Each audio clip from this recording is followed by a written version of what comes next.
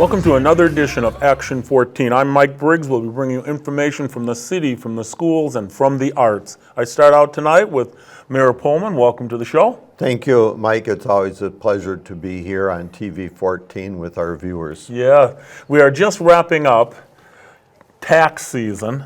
Oh, I love that. I knew you would. But now the tax season is over. We now have road remodeling season. Construction Oh, season goodness. is started. There's a few streets between my house and the school that are tore up big time. But they got an early start on it, so that means they're going to have an early finish on it. Okay. Yeah. But don't quote me on that. Yeah, but it has begun, hasn't it? It has, and it's a big project. Like every year, we try to do one big project in the city and do a multiple of different projects within the project. And of course, one of those is lead abatement that we continue to do. And then, of course, improvements to the road and the sewer system. Mm-hmm. And I will venture to say that the streets that you are working on were in need. They were in need. There's a rating system out there. I forget what it's called exactly because it's not my bailiwick, but that rating system has put all of the ones that we work on in the should have done yesterday routine.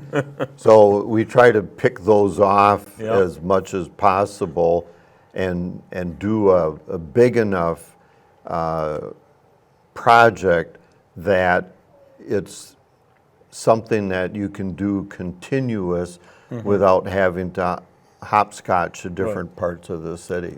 Yeah, so it's... but it's a big project. Yeah, and so we're seeing a lot of large trucks, et cetera, driving past the Orange Cross area. Oh, that area. Yeah, it's a necessary evil, but at the same time, it certainly has enhanced different parts of the city. It sure has. And now we're on your side of town. We were on the north side. We were on the east side. So we're chomping away at definitely trying to bring things up, and it saves us in the long run. But we're doing 3 projects at once so we can split the cost, and it's very cost effective that way too. Yeah, and at the same time, we still have fiber being installed in many neighborhoods, and that'll go on for quite a while.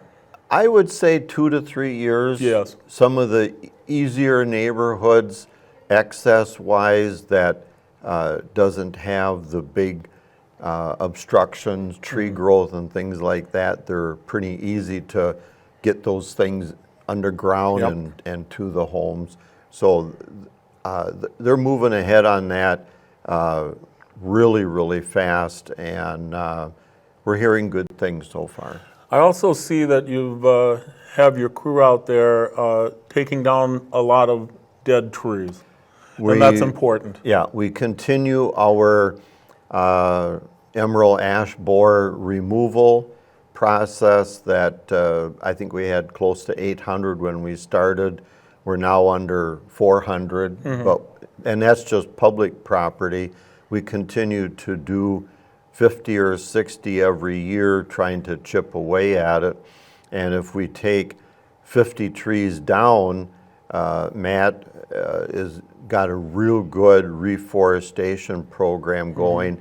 And we're planting, if we take down 50, we're planting 100. Yeah. So it's going to take time for that to circle and start to show, some results. But it's a very good program, and we've been at that now for 4 years. So it's working out. We're putting in 2-3 times what we used to put in, and of course Arbor Day on, I think it's the 27th, Thursday. It is. That we're spending the whole day at all the different schools in the city.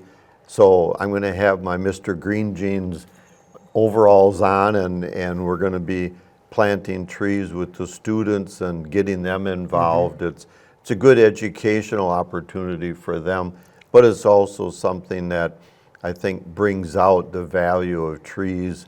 And this is our 30th, 30, anniversary of being a Tree City USA. And, Yes. and that was my very first event that I did when I became mayor a long time ago. And Bill Emmy comes in and he says, "Mayor, what are you doing?" I says, "Well, I don't know. What's on the agenda?" He says, "Come with me." And we went over to St. John Lutheran and we did a tree ceremony. Okay. So, and I haven't been here 30 years, but it's our 30th year, and I'm glad we do it. It's Yeah. really a good opportunity to see not only what you planted, in my case 16 years ago, but the value that it brings to our city. So we're pretty fortunate. Yeah, it's nice that we are the one of the tree cities. How do you become a tree city, by the way? You have to apply for the grant, and then you have to show a history of tree planting. You have to make a commitment of $5,000 a year. So that's a commitment on the city's part. And my understanding is that we were already there, so it was a matter of doing the paperwork, and then you have to make a 5-year commitment. So we've repeated that commitment over and over, and with Roots organization and the Rotary clubs, different foundation and corporate partners, I think we're now putting about 15,000 a year into trees where it used to be 5,000. And we're getting really good tree roots to put in. Matt has started a terrific root growth generation program over at the utilities in our own pea gravel mix stuff, which is it's over my pay grade, but it works. I've seen the roots, and last year we had a couple, I think they were 3rd or 4th graders that took the tree off of the truck, and the 2 of them could carry it. It didn't have a ball on it, it didn't have nothing on it. Okay. And then of course we pack it and fertilize it and water it, and the survival rate is like 98%. Oh, it's goodness. just incredible. Good. So it's really a good thing, and we're very pleased to continue the program. Let's talk about another really good thing that's coming up, because you're going to be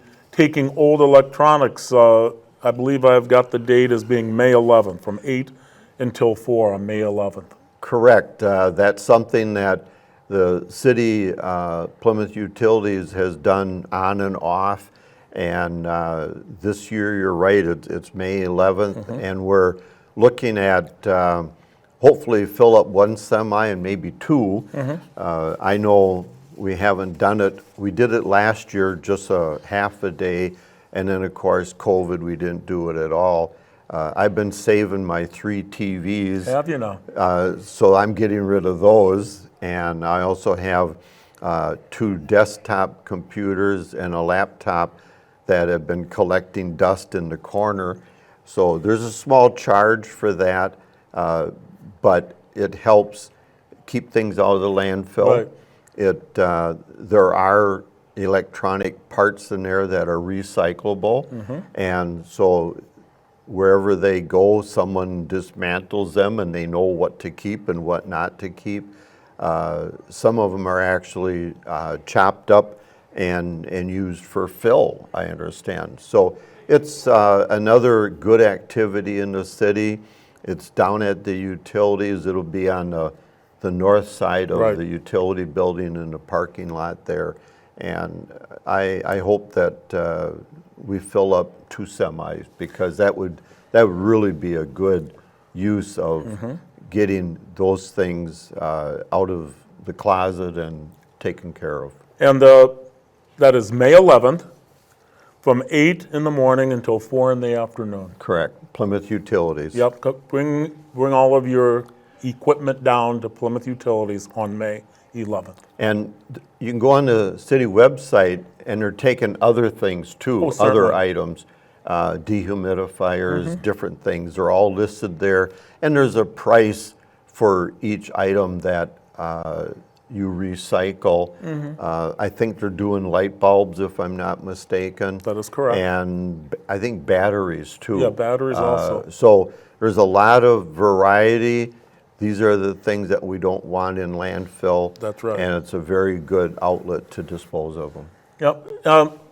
Let's wrap things up a bit by talking about all of the different committees that people could be involved in that are important things happening right now. Well, thank you, Mike. And I think we do have some very interesting committees that are really starting to pay dividends, and we're getting good response from citizens. We always look for more citizens to get involved, and we're finally putting the finishing touches on a revolving loan fund.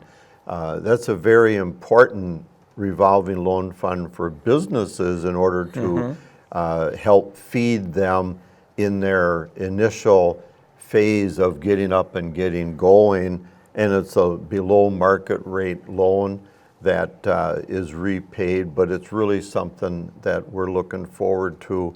And we have maybe $900 million in that fund. So we're looking at using that as we have in the past. It's now, we call it defederalized, so we get to use it a little easier than we could before. Well, let's talk about the Ad Hoc Affordable Housing Committee, because one of the problems we have in Plymouth, as well as other cities have, is very few low-income housing. That's correct. And we're looking, when we say affordable housing, the range that we're looking at is in the, say, the 200 to 300 range homes. And that's an expensive home. Yes. It certainly is one that is affordable. Our job market supports that kind of housing construction. And we're pooling with corporate partners, with the state government, with the federal government, and we're looking at having, it hasn't been really rolled out completely yet, but we're looking at some initial down payment support, some below market rate interest support, and then we're trying to be a bridge loan between the current, which is high housing market rate, and a lower interest rate in order to buy that down and make it affordable. So we're taking a lot of best of many other areas in the state, around the Midwest, that they implement some of these programs that assist first-time homeowners, and they, of course, would live there. And I think that the city has 67 acres that we purchased on the southwest side on that curve of 67 going down to E. So we have a significant area of land that would be mixed residential and is ideally situated for something like that. So it's taken us probably 3 years to get to this point. It'll probably take another year to get all the things in place, but I would hope sometime in '24 that we would have that program up and running. Okay, but because that's a very large need for this area. Our housing shortage is critical, and this would really facilitate that. And we're working with a half dozen corporations who would also have an advantage here in that they're looking for employees as well, and this would help get employees in the area in order to work at very, very high-paying jobs. Now, as we talk about employees and possible businesses, have you had many phone calls or people, companies asking questions now that 23 is completed? The short answer is yes. Everything in business expansion for national firms, whether it's restaurants or other things, depends on traffic count. They want the traffic count. That's what works for them. That's their measurement. We have had an increasing number over probably the last 18 months, even before 23 opened. Now it's open, and I would say we get one inquiry a week, which is tremendous. And these are name brand companies that are looking at options that they have, what locations are available. We are definitely on the go-to map of a lot of businesses that want to grow and expand. Good. So all of this, I think, ties together well, and we're hoping to attract some of those businesses through different incentives that we've already used repeatedly in the community and have paid big dividends to us. Good, because we still have some buildings that need to be filled, some empty Yes. buildings that need to be filled. We've got a couple, and we definitely want to get those filled up and grow. That's right. One of the items that I found very interesting is the Nut Hill Partnership. First of all, let's talk about the partnership of downtown. The Cheese House is not going to be run by the city in another month. Right, the cheese capital of the world, downtown on Mill Street, that cheese counter will be, I believe it's in May it's starting, will be operated and run as a separate business owned by a private foundation to promote, obviously, cheese, Right. but to promote the activities that we're all accustomed to in Plymouth over the years, some that have faded away and some that are coming back, Yeah. like the cheese parade. Isn't that going to be great? That is. Oh, I have to look again. I think it's June. Let me verify. June 24th. 24th, that's right. June 24th. It's the Cheese Capital of the World Parade. Parade, and look out, it's going to be cheesy that day. That so. Friday night, there'll be bands in downtown Plymouth. Yep. And on Saturday, it starts at 10 o'clock with the parade, and then there's everything from cheese floating down the water to... If you can imagine cheese something, it'll happen. Yeah. There's no doubt that I'm not a local from years gone by, and I am just chomping at the bits to see what it's all about. Yep. I've heard, I've read, but no, this is going to be exciting. Yeah, dating back many years ago, there was an annual cheese parade. Yep.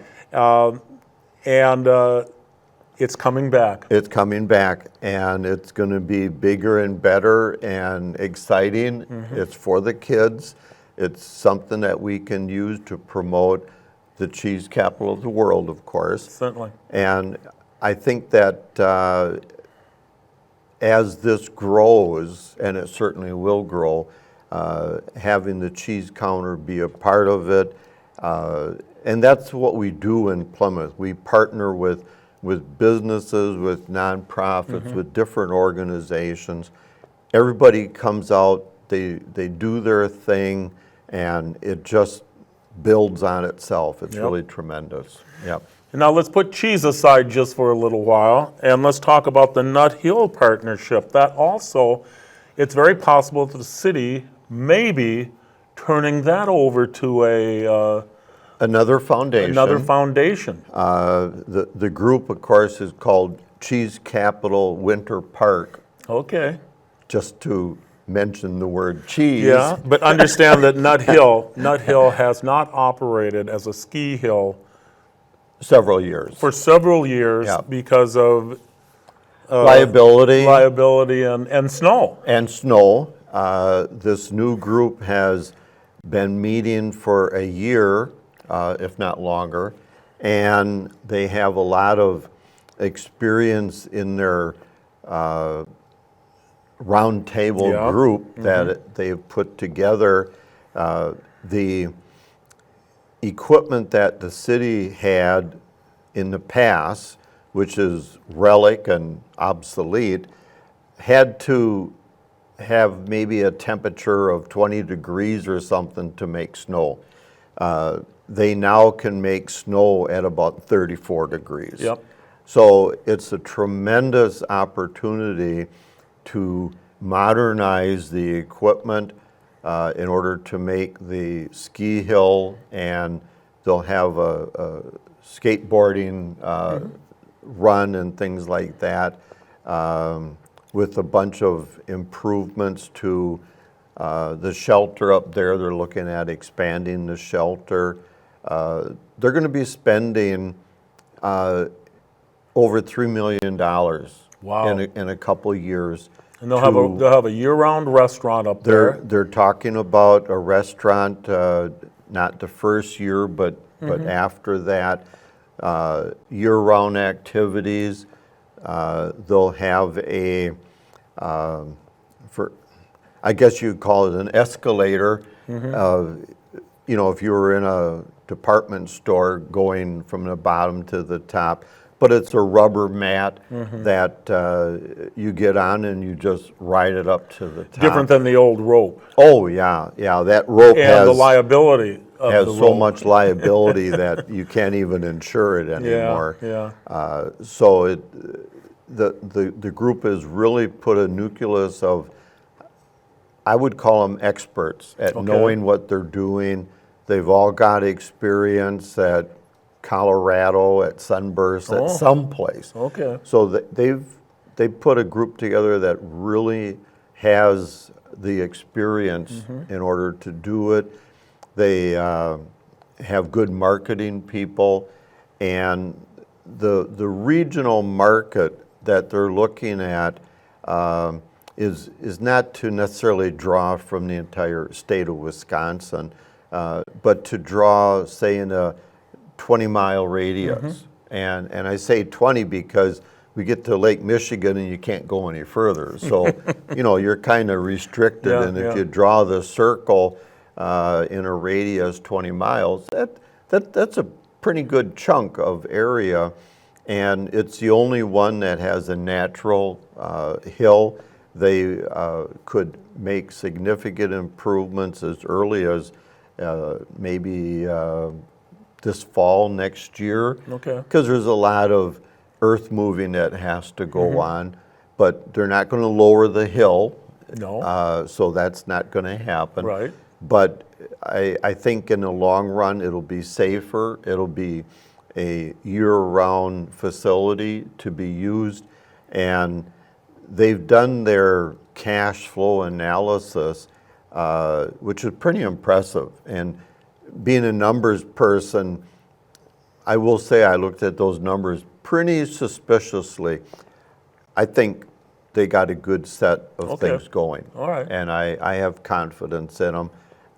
They've really looked at all the little nooks and crannies, and they'll be coming to the city with a proposal to lease it, and if they ever close the door, all the improvements are turned over to the city.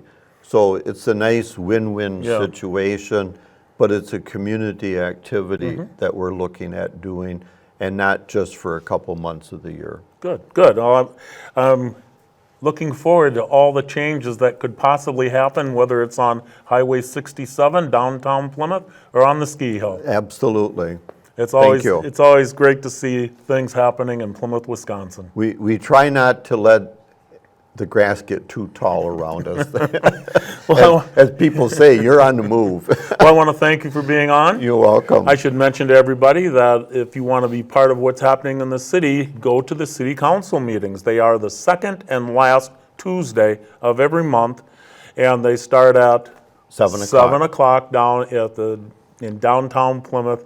And Third floor of City Hall. that's right. Super, thank you. Yes, and so we'll see you next time. Sounds good, thank you, Mike. When we come back, I'm hoping Herb Stoltenberg is in the house, and we're going to talk about some activities happening at the Arts Center. So stay right with us. You're watching Action 14. We're just having a conversation. Oh, okay, all right. Yeah. We're just having a conversation. We are. I've got Herb Stoltenberg here with me. Welcome to the show, Herb. Thank you, Mike. It's great to be here. To be back here. Yes. You see, Herb and I go back a few years, and of course, along with my wife, because I would say you were a teacher. You came here as a first-year teacher back in 68? In 1968, he started here as a teacher, and my wife was in his class that first year. And she was in the plays and musicals. Yes. A very talented woman. Oh, thank you. Still is, I'm sure. Yes, she is. Yes. But great. you've been doing plays. You were doing plays here for almost 50 years. Yes, the musical for 50, and Yep. then I was doing plays, I don't know how many, and then I stopped when Janet Newton came in. Yep. And, yeah. Yeah. But it's good.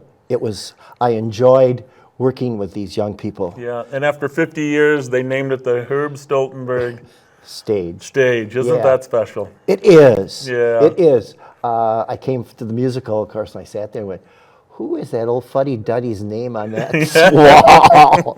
Why him? What Yeah. did he do? But now you actually have, since COVID came in, you haven't been doing things here at the school district. No. We have talented Mr. Jack Colombo, Yeah. and so I have stepped back and enjoy life in a different way. And then all of a sudden you get a phone call from a couple of my favorite people, and that's Patty and Tim Talon. Yes. And because they have been running youth theater for 35 years. Isn't that wonderful? And you got a phone call from them. I did. Patty called me. I was in Atlanta visiting Tim, and she called and she said, if we can't make rehearsals, would you step in? And I said, oh, sure, Patty, no problem. And then about 3 weeks later, Tim calls and says, hey, Herb, would you narrate a story for us in this? And I said, okay, but no singing and no dancing. He goes, sure, no problem. And then all of a sudden, would you mind coming in and if you could do, and it's like, whoa! Yeah. I got roped into this, but it's good. I was just going to say, you have to be enjoying it. I do. I enjoy, The interaction. yes. Yes, but now the difference being when you were doing the schoolwork, it was only students, most of them high school students. Yes. Now you're working with adults and much younger students. Well, in this show, there are, I think, 28, 30 people. The youngest one is 6.5. Yeah. That's not me. And the oldest is 79. And that's not me.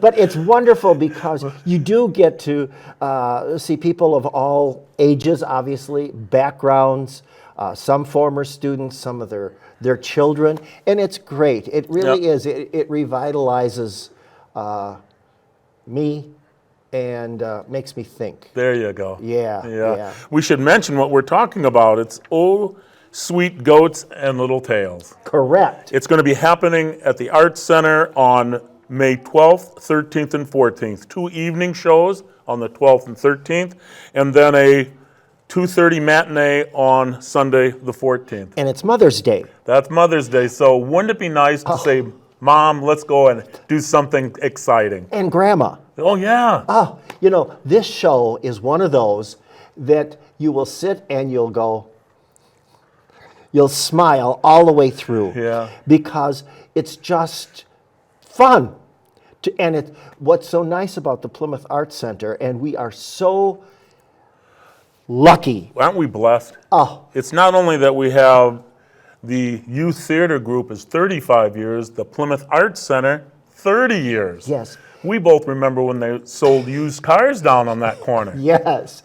And the thing is that the Plymouth Arts Center, and Paul Brandel, who was the former superintendent, principal, whatever, we talked, and it's arts of the people, by the people, and for the people. And they're all local people. And you Yes.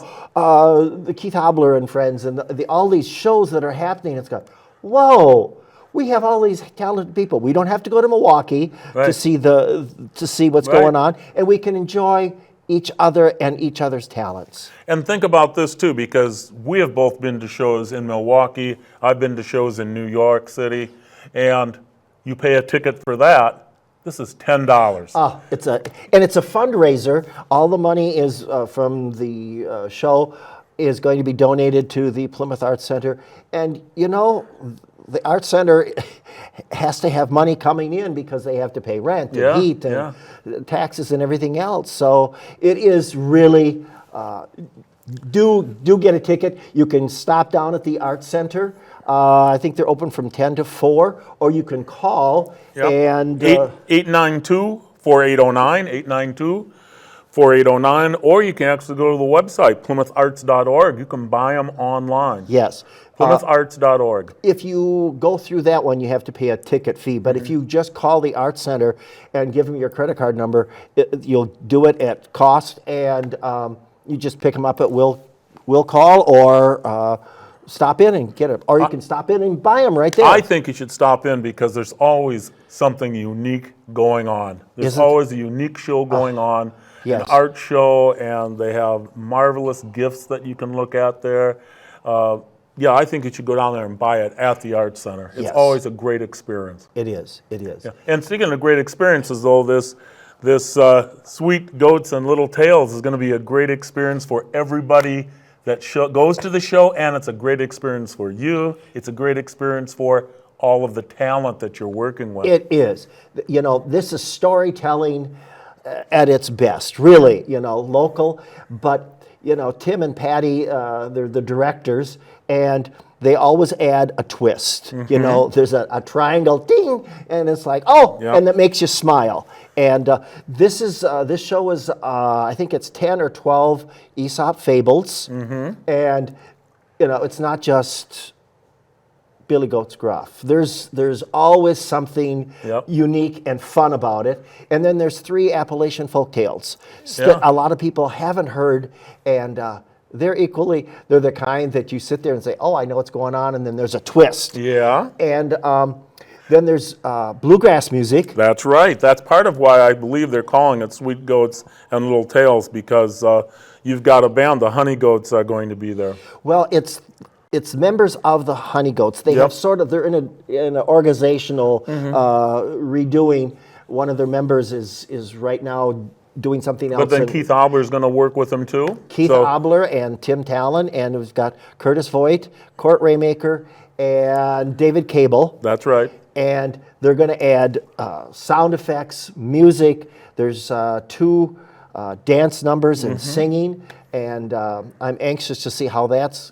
going. I watch it in rehearsal, and they're doing all of this, and I can't do that. I can maybe do this, but so it's really, it's boy, and that little 6.5-year-old, he is, I tell you, he's worth the price of the ticket. He's worth the $10 Oh, all. my word. He will make you smile and smile and smile. Fantastic. He will be a celebrity. Good. Yeah, yeah. So, Fantastic. yeah, he's a cool kid. Well, I'm so glad that you're back enjoying the working with the sound, with the stage. It is. It's wonderful. You know, it keeps this going. It keeps this going. Yeah. And it's nice to connect with people of the community that you I'll let you just hold it. don't always see. Yeah. So yeah, it's a great show, a lot of fun, and I know people will love it. Mark your calendars now. It's May 12th, 13th, and 14th. 2 evening shows on the 12th and 13th.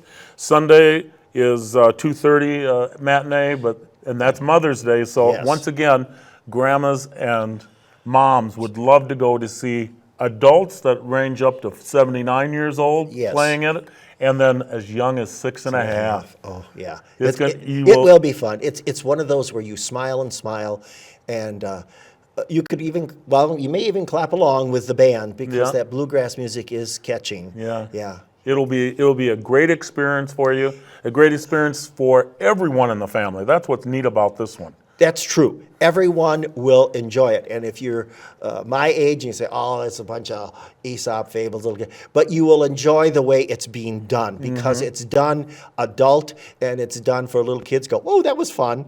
So that's the neat part about the Youth Theater Company. And it's so wonderful that, it's the 30th, you mentioned the 30th anniversary of the Plymouth Arts Center. Wow, where did time go? And thank you, people 30 years ago who had the vision to do this. Yeah. And this is the 30th anniversary. 35th. 35th, thank you, of the Youth Theater Company. So that's, we've got 2 celebrations and Mother's Day, so we can't miss. Let's have fun together. Yeah, Yes. exactly. So mark your calendars now, May 12th, 13th, and 14th. Be part of the goats, the Oh Sweet Goats and Tales. Yes. You'll love it. Thank you again. Looking for you to see you there. Thank you again for coming back to see me. Hey, thank you for having me. It's Yeah. wonderful to be here again. Yeah, thank it is. you. It is. Yeah. Yes, thank you. Thank you. Make your plans now. When we come back, I'll try to find the superintendent of Plymouth School District to come and talk about what's happening in the schools. So stay right with us. You're watching Action 14. Welcome back to Action 14. I have with me now Superintendent of Schools. Welcome to the show. Thank you very much, Mike. Dan Mella, you've been working on a lot of different things this spring now that we're almost out of snow weather. Although it was just snow. Okay, we got a suntan last week, and now we're shoveling out this week. Yeah, it could have been worse. Yeah, it could have been worse. It could have been worse. They had 18 inches of snow over in La Crosse area, so we got by okay. Yeah. But I want to talk about some things from the school board meeting because, and also your meeting last week, Monday, meeting of the whole, because there's many things happening in the spring of the year. One thing is you're already planning for next year. You're planning for summer school already. In fact, people can sign up for summer school. It's a good point. Right now, they can get online and sign up. Yep, you can start signing up for those classes in summer school. And of course, there's big things happening with the legislative updates. Right. So again, as a group of superintendents in Sheboygan County, we meet and talk with our local legislators on a monthly basis. We have a really good working relationship. We advocate for our kids, the communities, and the schools that support them. And so we're always trying to help them understand our needs. And also, a lot of times they ask us questions about bills that are coming up and how that relates to what we think of them as a group of superintendents. So it's a good thing. So lately, this is the time of year where the governor proposes a budget, Right. and then the fiscal bureau takes a look at it and breaks down all the numbers and has all of that set out for the public to see. And then they go around to 4 sites and do hearings about the proposed budget. Right. So as of today, I believe, there was the final of the 4 meetings, and so people have been coming out, have been advocating for, in particular to what matters here to me and the school district, is a properly funded school budget. Right. And that's controlled in this state by revenue limits. So each school district has a certain amount of revenue this year. There's an additional amount usually every year that comes to schools to take care of inflationary pressures. But again, we've been living under a 0 increase over the last 2 years. And as everybody knows, increases have been going up very rapidly. Right. Inflationary pressures have been going up. So we're advocating for them to properly fund schools. And just as an example, when the revenue limits went into effect back in 1993, they were set and supposed to be linked to inflation so that schools were able to keep up with inflation, hire people. 80% of most school districts' budgets are the teachers and custodians and secretaries and workers in the school district. So that didn't happen. And so just for an example, from the year 2008 until today, we've fallen behind inflation by $3,200 per child. Per child. Our revenue limit currently stands at the lowest it possibly can be in the state, which is $10,000 per child. It should be at $13,200 per child. If we had that kept up over time, we would have an additional $6,700,000 just this year for kids, programming, maintenance, and the things that, if you notice, so many school districts are going to referendum. Yeah. A lot of those referendums are just to keep the doors open, the lights on, and their employees paid. Right. So we're not doing what we need to do as a state to fund education properly. While at the same time, we started a new second unit of schools that used to not be funded by the state, the voucher schools. Yeah. To the tune of this district, we pay $800,000, our taxpayers pay an additional $800,000 to those students to attend private schools. So all of these things end up causing us to have to make decisions every year, which end up being, do we keep kids in front of teachers and teachers in front of kids, or do we do something, we'll put off maintenance again this year, maintenance again this year, and then we come back for a referendum later on and people say, well, why didn't you do the maintenance when you could? It's because the legislature, over time, has not kept up with the inflationary pressures that we need to have them do. So we're advocating for that. I do believe that there is agreement that there needs to be something this year and next year in this budget. I think the difference is in the how much. Yeah. So we're hoping that it comes forward, and we've got our we've had our teachers' contracts approved and administrator contracts approved by the Board of Education, and we need to make sure that people that we have the adequate funding that we need to make sure that we're competitive with other districts around us and other districts in the state, so that we can be attractive to young professionals coming out to teach kids and to support kids as support staff as well. There is a teacher shortage, and part of it is that there's better pay doing other things than teaching our children. That's part of it. Teaching has always been a mission-driven type of occupation. Absolutely. People have never gone into teaching to get rich, but people need to make a decent living to support their families and to make it attractive for young people to go into the profession in the first place. So especially now, when there are employee shortages in lots of different fields, but my belief, education is the most important field because it's what is the foundation of everything else. Right. And if it's not adequately attractive, well, then we're just going to be shortchanging kids, and in turn, we shortchange our future. That's right. So we're advocating every month that the legislature and the governor work together to come and correct some of the wrongs over history by not funding public schools adequately. Right.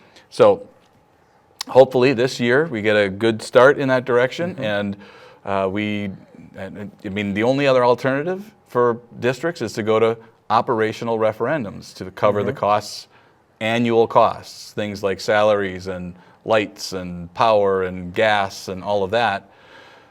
But that's, a referendum. However, 78% of school districts in the state of Wisconsin have already done that. We haven't, but listening to our representative from Baird, the way the legislature has not adequately funded education over time, it's inevitable. Okay. You have to go to one at some point To survive. to survive. Yep. And so we don't want to do that. We think the legislature should work. We've got a $7 billion surplus in the state. I mean, they've got the money. It's just about priorities. Yep. And we want to make education one of their top priorities. Right. Yep. Well, let's talk about some activities that are happening. We've got some neat things happening in the school. Yes, we do. FBLA, Future Business Leaders of America. It's a group that's really grown over recent years. We have 50 students competing at state. And so we're not quite sure at this time that we're doing the interview whether or not how many winners we have, but I'll guarantee we've got some winners in the group. Sure. So that's a great thing. We've also got I believe 36 kids in 6 teams competing at the state level for FFA, and they're different types of things. There's like meat judging, horse judging, those kinds of things that they're doing. And pretty much every year we have at least a team or two make it to the national competition in Indiana. Right. So again, we don't know right now today whether that's going to be the case, but I'm kind of hopeful that we have those things. Yep. Our career and technical ed departments are awesome, and we've got a comprehensive group of things and classes and programs that kids can do. There's something here for everybody, Right. and it's great when kids get involved and do those things. But even through our core curriculum, we have you can become certified in some levels of automotive technician, welding, different types of agriculture, business, college credits in lots of those areas. Right. And so we even this year are going to be having job fairs, and where local companies are coming to us. And we're going to have a job fair that's open to the public, but our kids will be, part of going into those job fairs as well. So for us, it's, that next step in life is always on our minds. So whether it's college, going directly to work, tech schools, whatever it might be, we have something for you. Yep. It's always good to see. You have a policy you want to talk about just a little bit. Yeah, just every so often, people might wonder, what is Neola? Neola is a group of lawyers that work on decoding legislation and court law, Right. case law, to try to help us write policies around lots of different things. Employment law, student codes of conduct, all of those types of things. And so the company that does that is called Neola. Don't ask me what it stands for. I don't remember. But so like on this agenda, we had some new policies that we were bringing in and looking at. Well, actually, they're not new policies. They're just revisions. Yeah. And mostly that's what they do is they look at changing language within existing policy based on a recent court case, for example, or legislation that changed the direction of something around there. So that's what Neola is about, and it helps our board because they're in charge of adopting policy to stay up to date, to work through all the different legal things that keep coming at people, and then we have a good insurance policy with them as well. Well, let's talk a little bit about some scholarships too, though. Yes. Good news. Great news. I believe last year our students raked in nearly $2 million in scholarships. Yeah. Might have been even over $2 million of scholarships. And I just wanted to thank the community. Many of those scholarships come from right here locally. Also, the Plymouth Education Foundation. They do fundraisers. They manage a lot of our local scholarships, and they help do the selection process. And so, it's that time of the year where seniors start getting awards. We have scholarships that start coming in for kids. And there are a lot of scholarships and a lot of money and a lot of saved loans over time because of the kids getting good scholarships. So just kind of gratitude for our community, and especially the Plymouth Education Foundation. All the people that are there that sit on the board are all volunteers. They'll show up. I'll show up too, but we'll go to the races and work in the concession stand and have those big fundraisers. And so we certainly do appreciate that from the community, and especially the PEF. Well, let's talk about some of the things. Is the air conditioning going to happen this summer? It's kind of iffy yet, isn't it? That's why summer school is being held at Riverview, because the plan is to replace the air conditioning. Right. We did get word that the new unit will not be here until December of next year. Right. So the old unit, which we're replacing, it is possible that it may work at 1/6 capacity, but we're not sure. Right. So when the season sets in here, we're going to fire it up, and our technicians will work on it to see if they can get something out of it. If not, if it's not going to work at all, we're going to do the demo early so that we can, get it installed when it gets here. Who knows? Maybe we'll get it early. We don't know.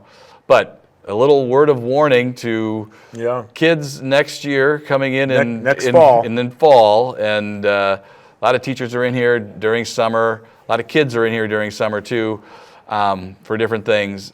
It might be hot in this building. It could be a little uncomfortable. Yes. Yeah. So be that as it may, it's just one of those supply chain issues where if you try to, from what I understand, if you try to buy an air conditioner for your home or those types of things, they're even a long way out on those small residential units. So this is it's just going to be what it is, I believe. Yeah. We have some other things that are happening though that are on our facilities. Yes. Yeah, we have the track is being replaced. Yeah. That we're kind of at the whim of the weather. We need 10 full days in a row of low temperature being at 50 or above. So this spring, had we had 2 weeks like last week, we would be okay. Yeah. But now we had snow. Right. And so we're back out of luck. And so that's what we're kind of waiting on that as well. And then a cool thing is that for the part of the donations that went for the installation of the turf at Finke Field. By the way, the soccer teams have been loving that this year because they've been able to play when others haven't, so that's awesome. Our students are actually making the entryway, so it's kind of an arced entryway. Yeah, there's going to be an arch entryway with some big panther paw on it, and they did the design, they're doing the welding, they're doing the electrical, they're doing the brick fascia on everything. So the kids are going to do a great job with that. So it's going to be a very visible thing because lots of people come here to see track meets, soccer games, tennis matches. They'll all be going under that arch, under that new paw. So the kids are going to build it. That's wonderful. Let's wrap things up by talking about something that you spoke at the meeting last Monday, and that's childcare. You tossed out some numbers and some needs. We have a shortage of childcare in the Plymouth area. Right. And that it does affect schools. It does affect students coming to school, and et cetera. Yes. And it affects businesses as well. More people could be employed in our workforce if we had quality, affordable childcare. And we've heard it from our local business partners and industry for a long time. We currently offer childcare. A lot of other, in-home childcares exist in the community. But just on the waiting lists of those that we know, we have 70 kids who are waiting. Who would that number of people would like to have childcare for their kids, and so then we're doing a survey to find out how many more of that than there is. We know that there are about 280 kids that are, childcare age. We can find out how many of those people are interested, and then we want to find out people want to partner with us and add some skin in the game to maybe bring down the costs of childcare for families and maybe increase the wages for the people that work in childcare to make it more attractive, so that we could have kind of a destination. If you're a young family, you can work in our local business industry, but also maybe then you've got a place where your kids can go and have a great experience in childcare. You can have peace of mind related to that. And so we're in that stage right now where we're trying to figure out how many people would we need to do that, and we kind of presented that to the board as well. And then how much would that cost? And so all of it's kind of the discovery phase right now. And I think in the very short term, we're going to be turning it over and getting out and contacting our local business partners to see if we can make that happen as a community. That's something that the growth of Plymouth, both business and industry as well as the school, is dependent on childcare in some manner. Yes. Affordable housing is another one to crack, but we know child care better than affordable housing. Right, right. Well, I want to thank you for coming on. Well, thank you for having me. And if you want to be part of what's happening with the school, come to the school board meetings, which are the third Tuesday of every month at 5:30 here in the Plymouth High School Amphitheater. Thank for coming. Thank you. Until next time, I'll be seeing you on the radio. Bye-bye.